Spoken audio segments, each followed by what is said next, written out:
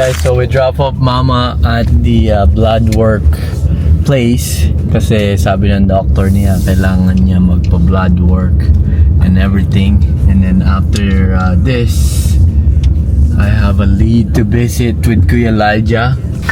What? Yeah, you're coming, my boy. No. Yes, who's coming with me to a lead? Come, Alice. Come.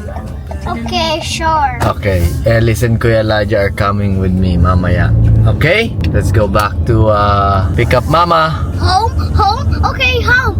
No, we're gonna go pick up Mama first. Yeah, let's leave Mama. You Let's leave crazy. Mama there for a whole day. Oh, and man. we cannot come back. She's gonna cry. She's not gonna cry. She's gonna be mad at us. I know, right? She's not the person who would cry, Daddy.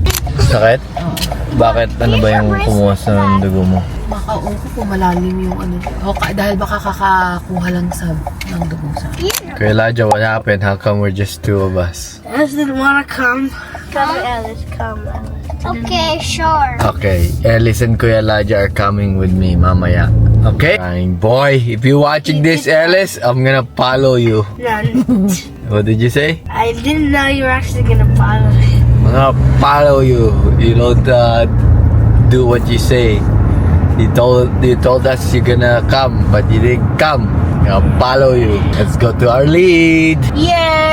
Let's go make some money with Kuya Elijah. Guys, so dito na kami sa lead ko. From what it looks like outside, madaming gagawin. Ang daming trees around the house. Ayaw nga ni Kuya Elijah pumasok, but he has no choice.